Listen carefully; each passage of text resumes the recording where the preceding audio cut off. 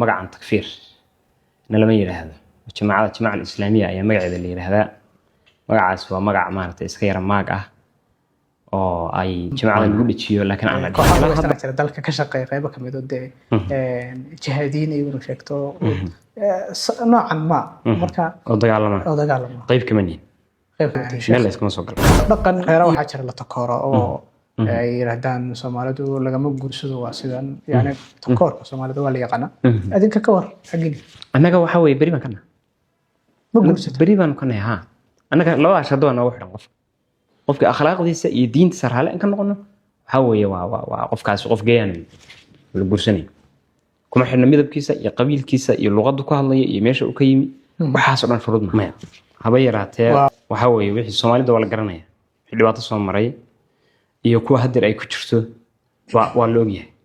waxaana jamaacada kaliya ee islaami ah ee ma jirta ee haba yaraatee dhibka jira ee Soomaalida dhex yaala dagaalada iyo dilka iyo qoriga la isku dhibaataynayo aan qayb ka noqon qabiil aan la safan siyaasad ahaan waxa weeye aan koox siyaasi aan la safan iyadu gaar ahaanteeda aan dagaal ugu qaadin dadka baana aslan wax dagaal la yiraahdo farxad waa mahadsan tahay jamaacada takfiir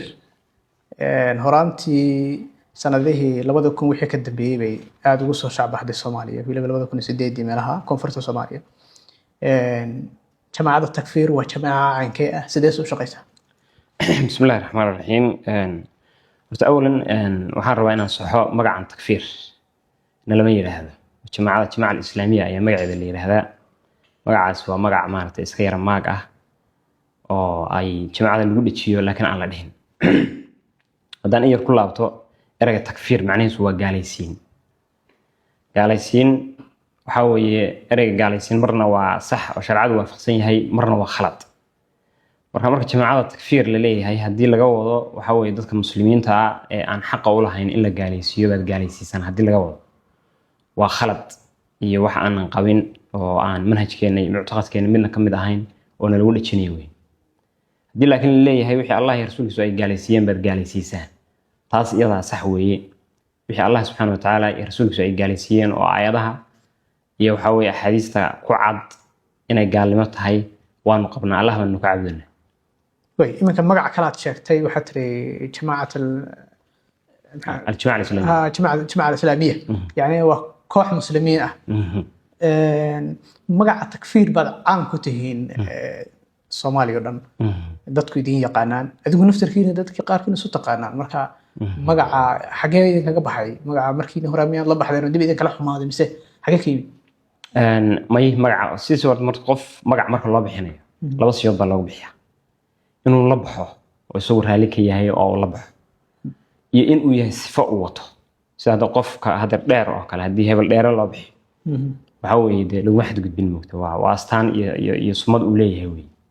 marka magacaasi waxaan isleenahay ahkaamta rabbaaniga oo Ilaahay subhanahu wa ta'ala kitaabkiisa ku sheegay nabiguna ahadiistiisa ku sheegay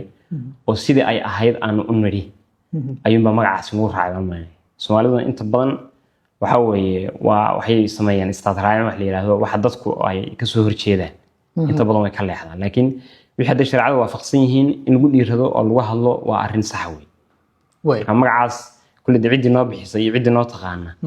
bay tahay in la weydiiyo maaragtay waxay noo biiraan laakiin anagu ma lihin magaca ma lihin idinku magaca ma lihin magaca takfiir leedahay lama yiraahdo way sidee u shaqeysaa jamaacadu waa jamaaca islaamiya waxay ku midaysan tahay diinta Ilaahay isbarideeda ku dhaqankeeda dadka inay ugu yeedho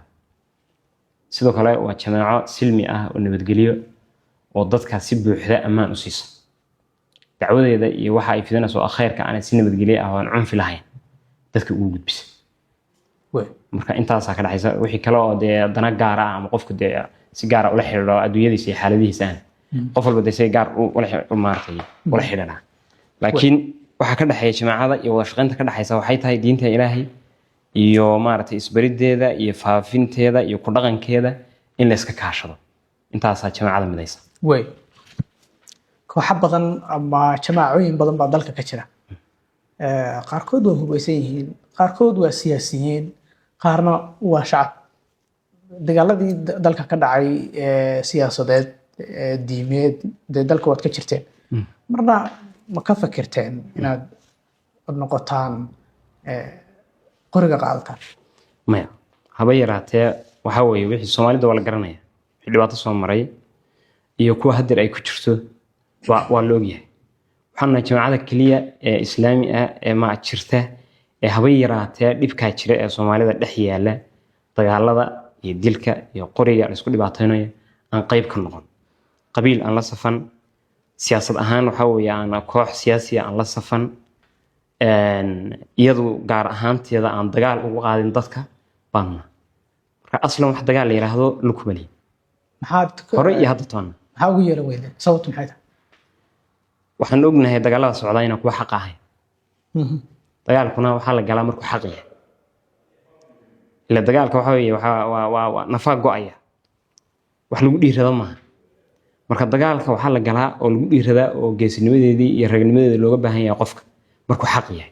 oo dagaal xaqa uu yahay marka ilaa hadda majaal dagaal xaqa uu ka furan yahay oo aan ka dagaalano maana arag kooxaha hubaysana jira dalka ka shaqeeya qaybo kamid oo dee jihaadiyiin ay wada sheegto noocan ma marka oo dagaalama qayb kama tihin meel la iskama soo galo way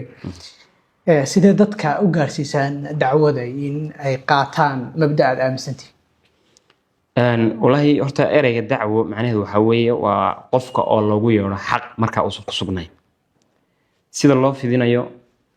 iyo dadka loogu yeedhayo labaduba way kala duwanaan karaan sida loo fidinayo waxaa weeye hadba duruuftu say qofka ugu saamaxdo ayuu u fidinayaan hal si oo haddeer aan ku dhihi karo sidaasaan u fidinaa ma jirto laakiin muhiimaddu waxaa weeye in khayrkii la sheego qof walbana meesha uu joogo waxa weeye looga yeedho qofku hadduu tusaale ahaan xadka ka baxsan yahay oo uu baadi shirki iyo kufri uu ku jiro in tawxiidkii islaamka loogu yeedho hadduu macaasi iyo kabaa'ir ku jiro in maaragtay loogu yeedho daacadii iyo alla kacabsigii iyo wanaaggii loogu yeedho istiqaamadii loogu yeedho haddii uu ku jiro intaasba uusan ku jirin laakiin aad arkaysid meesha markaa uu jooga meel kaloo ka wacan diiniyan inay jirto inaad ku baraarujisid marka dacwadu sideedu yeedhid weeye oo qofka loogu yeedhayo ilal afdal meesha wacan loogu yeedhayo weeyaan marka dadkuna saas u kala duwan yihiin heerarka ay kala taagan yihiin siyaabaha loo gudbinayaana way kala duwanaan karaanoo dee qofba sidii ay ugu saamaxdo waa u maan doonaa siyaabaha gudbinta kooxo badan oo diimeed ama firqooyin badan baa guud ahaan caalamka islaamka ka jira oo dabcan ka mid ah 73 firqadood ee diinta u kala bixaysa nabiga noo sheegay adinku maxaa kaga duwantahay inta بسم الله الرحمن الرحيم سؤال في عن وحن سلاح مانت حوي مرك رنت للشاوة إلا ذا الدينين يضدك هايستا وقوة أسر الدين تكتعلق وي ضد ضدك بدن كيس مجورتيس حوي أسر الدين تسين أجن هاي مرك أركان الإسلام كانت تصالحان أي نوتهم أركان الإسلام 5 شهادة أن لا إله إلا الله وأنا محمد رسول الله وقبل ما التوحيد كي توحيدك marka la fasiro la ilaha illa allah marka waa la qeexay waxa leeyahay waxa weeye waa alle oo la caabudo oo aan cid kale la caabudin weey Allah subhanahu wa ta'ala oo la caabudo la macbudo bi haqqin illa allah marka rugniga ugu horeeyo oo tawxiidka aaba khalad badan ka jira ay sababtu tahay wax badan oo ka soo horjeeda oo tawxiidkii baabi'inaya oo shirki ah dad ku dhaqmaya waxaan leeyahay shayga ugu weyn hadda anaga iyo jamacadka jira oo hadda diiniyan maartay diinta sheeganaya oo jira ayaan ku kala duwanahay halkaas waxa weeye ugu weyn ma isla soo tahay anaga waxaan u aragnaa cidii shirki ku jirta ilaahay la wadaajinaysa in aanay diin kala dhamaadeen oo ay tahay tawxiidku lagu yar way diintan waxa weeye seen ognahay qofku abtirsiimo ma aha uu ku abtirsado waa dhaqan lagu dhaqmo haddii waagi nabiga sallallahu alayhi wasallam dadkii joogay shirki ay sameeyeen ay ku gaaloobeen kuwa maanta jooga haday shirki sameeyaan oo ku gaaloobayaan wax daliil oo kala reebaya ma jiro oo leeyahay saman waxa jira sideedaba hadii shirkigu uusan dadka karin oo haday sameeyaan aan isu waxba yeelayn waagi nabiga ku akaa iyo saxaabadii ku akaa marka anagu waxaan aaminsan dadka saas oo kale oo shirkiga akbarka ah sameeynaya shirkigu waa akbar iyo asghar weey in loogu yeero islaamkii jamacadka kale waxa laga yaabaa iyaga hadduu shirki sameeyo iyo haddii uu macaasi kala sameeyo inuu u yahay muslim dambaabo in la saxayta muslim dambaabo uu ka shisheeyaa waanu aaminsanahay qofka shirkiga sameeyay wey waxaa laydinka aaminsan yahay inaad tihiin koox aada u xirxiran mujtamaca ay la nool yihiin ka go-an waxba aan ku darsan wax aan la cunin sababtu maxay tahay بسم الله الرحمن الرحيم وسؤال وناكسن صوت هل شيء كليه وحنو كحرنا وأنو كاتشوكسن وكيستاين بحي الله سبحانه وتعالى يا رسولك سؤالنا قربه قفك مسلم كا إلهي سبحانه وتعالى وهو جانسن وحلوم التلاعين يهي سيدي فرس جيت كحرم وأضان حرمة ما إسكمر رقم كرو وإنه رقم سيدي إلهي سبحانه وتعالى رالي ذكيه حد كشرع وإنه كو أكهذا marka wixii ilaahay uusan raalida ka ahayn waxa weeye ayaanu ka xirxirana laakiin wixii kale kama xirxirnin oo dadkii dawanaga la macaamilano ku dhex jiro inaga hadda iswaraysanana wax isweydiinana wixii noo banaan kama xirxirnin laakiin wixii aan noo banaanayn tanaasul kama sameeyno oo dadkii baa rabe waxa weeye iskala dhaqma dadkiina maxaa idin banaanayn wax badan oo banaanayn baa jira maxaa arinta hadda aan ka hadlayay tusaale hadda shirkiga oo kale dadka sameynaya waxba lagu darsan karo waxba lagu darsan karo marka shirki la xuso ama mushrikiin la xuso waxa daba taala laga baraa qaato yaan laga wala yeelan yaan diin lagu darsan taasa maarta sharcadu ay cadeynaysa marka laba nin oo midna uu arko inuu kan shirki ku jiro oo ay tahay inuu ka toobad keeno ka soo baxo midna uu shirkigiisa baraka iyo taqarrub iyo awliya la bariyo wax lamida uu arko ama waxa weeye xaq kala hadan ka eegno shirka daacihi uu arko de shirku saddex nooc ku imanaya hadii halka aan hadda yaaqay ilaa saddex nooc shirku ku yimaada shirku waxa la yiraahdaa shirku al-i'tiqaad baa leeyahay waa in qofku rumeeyo wax shirki ah kabacdina acmaash shirkiga ah uu dhaqaaqo sida ilaahay qeyrkii inuu baryo ilaahay qeyrkii gargaar weydiiso ilaahay qeyrkii wax u gowraco ilaahay qeyrkii tala saarto halka uu dhaqaaqo shirkina waxa la yiraahdaa shirku daaca la yiraahdaa ama shirku al-ittibaa' baa la yiraahdaa taasina waxay ku imanaysaa kitaabkii ilaahay iyo sunnada nabiga oo yaala oo aan barxanayn inta laga tago in xeerar iyo dasaatiir iyo qawaaniin iyo caadooyin iyo abka soo gaadh waxa weeye lagu dhaqmo nooca saddexaad oo shirku uu ku imanaya waxa weeyaan in mushrikiinta laga wala yeesho marka waxyaabaha aan noo banaana waxa kamid ah inaanu shirkiga sameynayna nooma banaana mushrikiinta inaanu ka wala yeelana nooma banaana waxyaabaha ugu waaweyn bay kamid tahay salaam waxyaabaha aan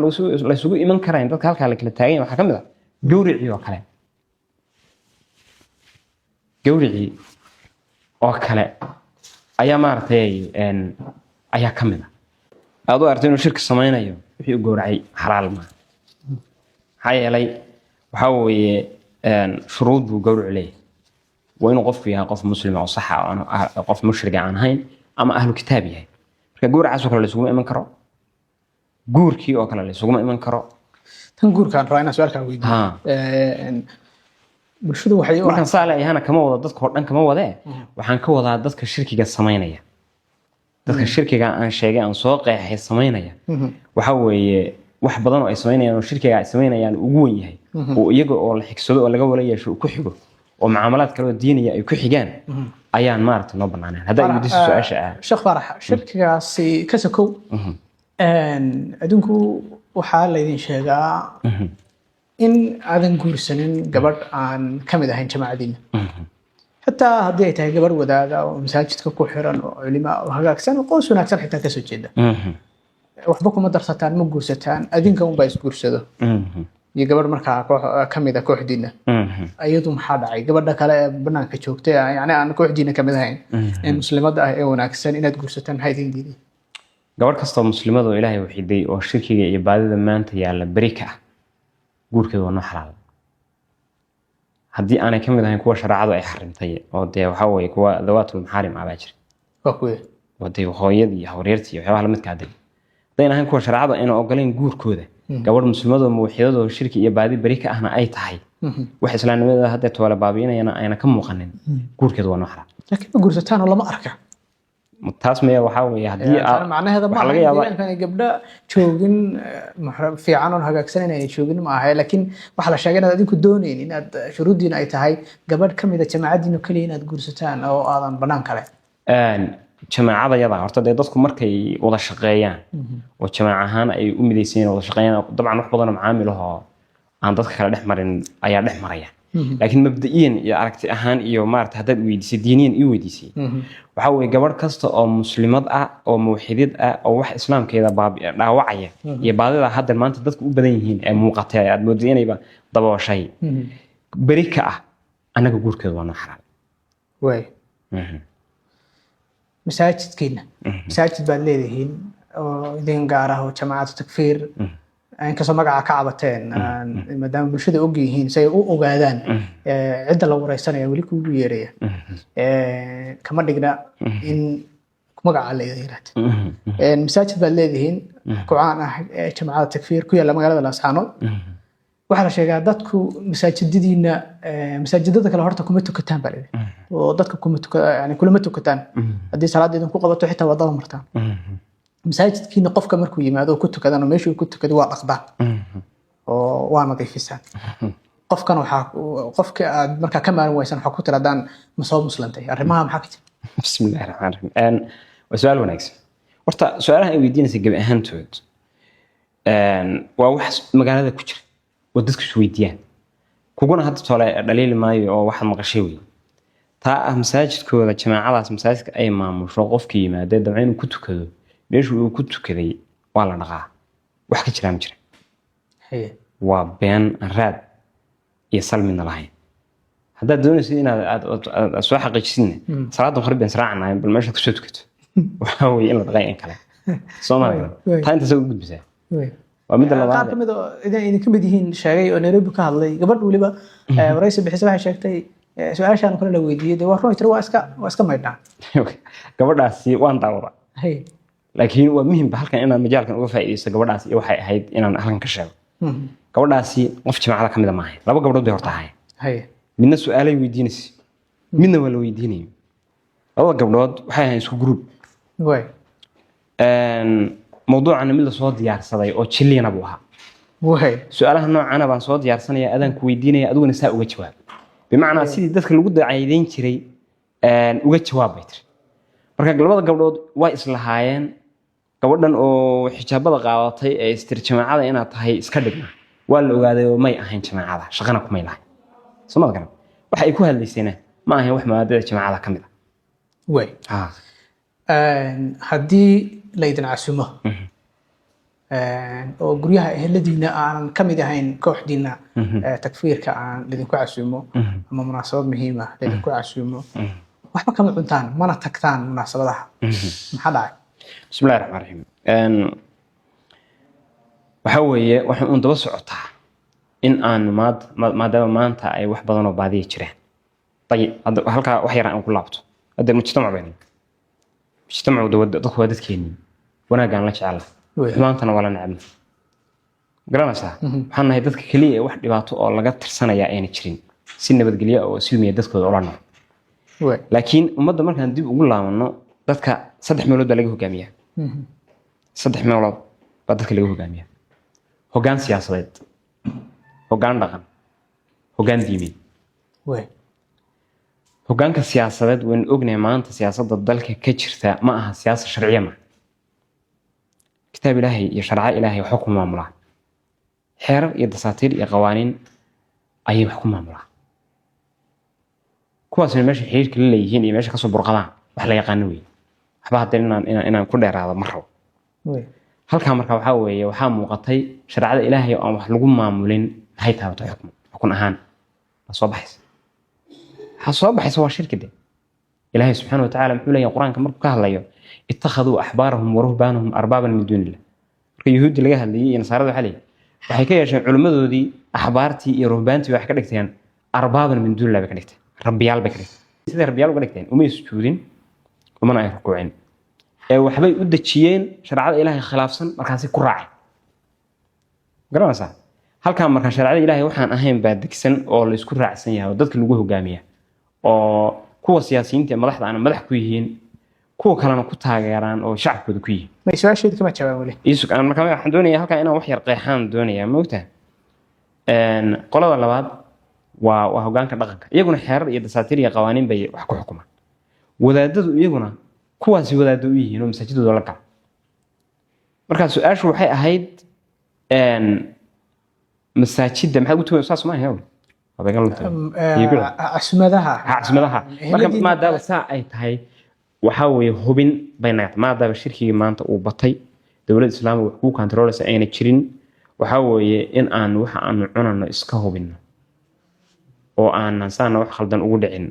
daraadeed baan saa u yeelana mujtamacina aan aragno oo aad moodid waxa weeye baadida inay qaalib tahay sida muuqata ay baadida ay qaalib tahay madaxdii iyo meelihii laga hogaaminayna aan soo sheegay inay sidaa yihiin oo hogaankii dhaqankana aynu aragno xeer iyo dastuur inuu ku hogaaminayo waxaa kale oo xasaasi baan ku weydiinayaa waa arrin magaalada ku jirta su-aalahan ma ahaan fikirkayga waa arrin mujtamaca deegaanka Soomaalida oo dhan deegaanada Soomaalida degto oo dhan ay aaminsan yihiin oo baaritaan badan oo ku sameeyay kadib xogtii deegaanka dadku waxay idinka aaminsan yihiin ay ku weydiinayeen waxaa la sheegaa burburka qoysaska inaad qayb ka tihiin gabadha la qabo inaad u tagtaan aw tirahdaan ninkaaga xaaraan buu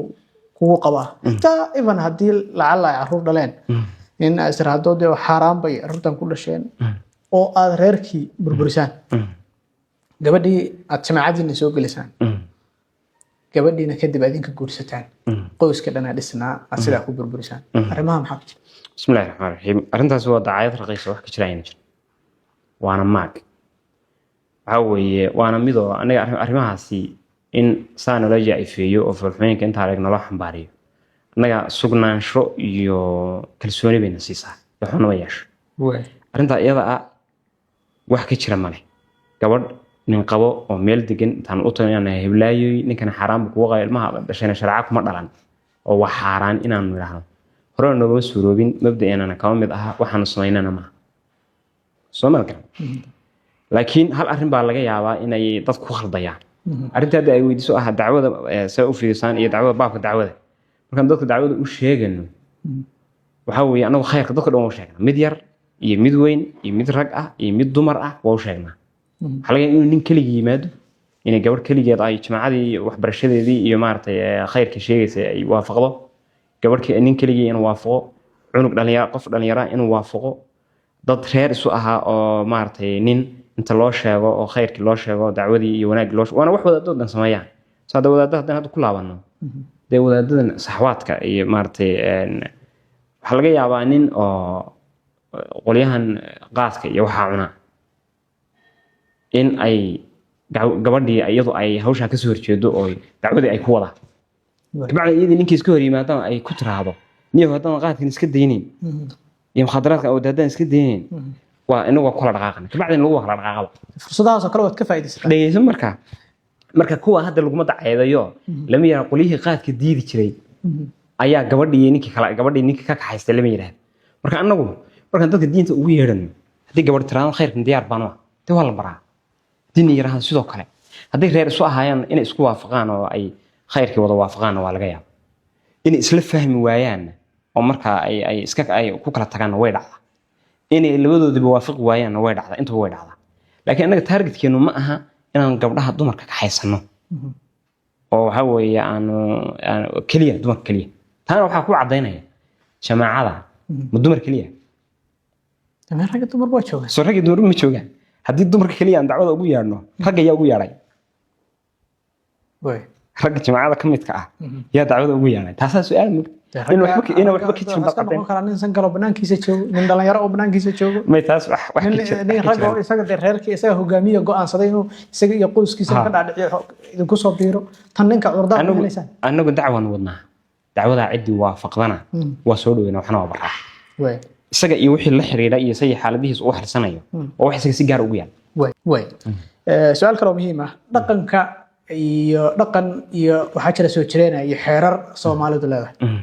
dhaqanka iyo xeerarka Soomaalidu kooxdiina kuma dhaqanto maxaa ku diidan inaad dhaqanka iyo xeerarka raacdaan waxaan ku diidnay inuu sharciyada waafaqsanayn qaar badan oo kamid ah gaalnimo yahayba cad maxadiya garanas xeerko siisa waxa weeye waa wax la isku ogaado la jideystay wax badan oo Soomaalida u jideysan oo ay xeerteen wuxuu si toos uga reebay sharciyada haddaan hadda mid laba ka soo qaato tusaalahan ninka ragga ah ilaahay diyadiisa wuxuu ka waajibiyay 100 halaad qabaa'isha qaar baa waxa u xeeran 60 halaad ninka 60 halaad ayna xeeran sideenba inteena ma wadaagta qaraabada haddii aynu nin iska dillo maadaama marka hore magta aan wada bixin jirnay 60 halaad baan kala qaadanaa طيب والشريعة اللي تشدينيو تي إلهي أنا هاي شريعة اللي تشديو أن تي إلهي هاي هراء نصر شيئا وحوي وشركة كمتها سادرادد ما دابا waxaas iyo waxyaabo la mid ah ay ku jiraan xeerarka Soomaalida qayb ka mid ah dadka waa uga yeednaaba oo ka baxan shariicada u imaada baan xeerarkani waa xaraan waa shirki waa baadi way maktum baa sheegtay gaalnimada kale aad sheegtay ku jirta xeerka Soomaalida muxuu yahay waxaan ku leeyahay maktii oo la bedelo ma soo ilaahay ma jiray qodobo kale haddaan soo qaadano oo kale xeerarka Soomaalida hadda waxa ka mid ah inkastoo in afka kaga hadlin haddana ay ku dhaqmaan waxa ka mid ah in qabaa'ilka iyo reeraha qaar Soomaalida kama intaan loo gudbin jamaacad kale iyaga inay saas ka jirto waa dhici karta laakiin haddaynan maartay Soomaalida dhexdeeda reeraha qaar ka mid ah in la yiraahdo looma guurin karo lama guursan karo ilaahay ma dhihin nabiga sallallahu alayhi wasallam wuxuu ila ataakum man tarduna diinahu wa khuluquhu fazawiju haduu idin yimaado diintiisa iyo akhlaaqdiisa raali ka tiin u guuriya way Soomaalida shuruud kala u xidhan waxay leeyihiin hadduu reer habel ahayn u guurinayo kana guursan maayo waa shariico u degsan oo ka dhaadhacsan oo aqoonida ah waliba garanaysa ay aaminsan yihiin oo cumqigooda hoose ku aasan weeye oo aad arkaysid waxa way xitaa sheekh reera waxa jira la takooro oo ay yiraahdaan Soomaalidu lagama guursado waa sidan yani takoorka Soomaalida waa la yaqaan adinka ka war xagin anaga waxa way bari baan kana ma guursato bari baan kana ha anaga labada shado ana wax xidhan qofka akhlaaqdiisa iyo diintiisa raali in ka noqono waxa weeye waa qofkaas qof geeyaan la guursanay kuma xidhna midabkiisa iyo qabiilkiisa iyo luqadda ku hadlaya iyo meesha uu ka yimi waxaas oo dhan shuruud ma waa marka waxaad waa qodob aad kaga duwan tihiin kaga duwanahay Soomaalida kale kaga duwan tihiin Soomaaliya isbedbed badan oo siyaasadeed baa ka jira sax sidee u aragtaan siyaasadda Soomaaliya wax soo siyaasadda Soomaaliya anagu lugna kuma lihin qaybna kama lihin hal talaan ka bixina kaliya bis way Soomaalida iyo siyaasadeedu inay sharciyada waafaqaan Soomaalida iyo siyaasadeeduba inay sharciyada waafaqaan taas aanu aragtideeda marka waxna lama safin siyaasadaha qaar aan diidanahay iyo kuwa aan ogolahay ma jiraan maadaama siyaasadda maanta Soomaaliya ka jirta ay tahay waxa weeye mid aan sharciyada waafaqsanayn sharciyada si cad oo maartay u khilaafsan tahay oo cid isku diidanay jawadaado dhan ay qirayaan talada aan bixina waxay tahay in sharciyada loo laabto ilaahay isu dhiib way sideenay siyaasadda Soomaaliya xilligan jirto aan u waafaqsanayn diinta waxaan diinta waafaqsanayn siyaasad sharciye iyo wala yaqaan haddaad weydiiso dadweynaha haddaad weydiisid hal leeyahay way ogyihiin in aan sharciyo la isku maamulin haddii sharciyo la isku maamulay wax walba sharciyada la waafajin lahaa Soomaaliya siyaasadda Soomaaliya waxa weeye waxay leedahay xeerar iyo dasaatiir ay ka shidaal qaadatay kuwaasina waxay ka sii shidaal qaataan kuwa maartay reer galbeedka iyo qaramada midoobay ka sii shidaal qaataan haddii kuwa la baarana waxa loogu tagay waa la garanaya waxba wax falxumooyin aan afka la soo marin karin ba ku qoran oo sharci ka ah ma garanaysaa marka sharciyada inaynu waafaqsaneen 100% waa wax loo boog way aad ba maasan tahay ugu dambeyn waa fursadan ka faa'iideysanayo waxaad jeclaan lahayd inaad bulshada ku daawanayso aad u sheegto Soomaalida maqaam walba ay leedahay bismillaahir rahmaanir rahiim waa arin aad muhiim ah anoo channelkan ka faa'iideysanaya waxaan leeyahay dadka Soomaaliyeed ee afkeena garanaya ee daawan doona hadii alla ka dhigo in ay waxyaabaha qosacbalaadka iyo iftiraa'aadka iyo beenta la faafinayo ay iska hubiyaan si ayna u noqon waxa weeye kuwa beenta iyaguna ku sii hadla waxa nabiga sallallahu alayhi wasallam ka sugan kafa bil mar'i ithman ay yuhadditha bi kulli ma sami qofku waxa dambi ugu filan in wax walba uu maqlo ku sheekeeyo garanaysa salaan hadda jamaacadena oo kale waxyaabaha laga faafinayo ee beenta ah hadduu qofku iskaga sii sheekeeyo dee malaa'ig baa garbaha ka saaran waana la weydiinaya marka qofku inuu iska hubiyo inta aan sheegnay ayaa jamaacada xaqiiqadeedu ay tahay waxaan leeyahay dadweynuhu intaa ku qanceen ciddii aan ku qancayna iyadu been iyo waxyaabo kale ka dharagsan iyada u taala taasaasan leeyahay xigta halkan aan uga faa'iideysan waxaan leeyahay dadku Ilaahay subhanahu wa ta'ala ha ka baqeen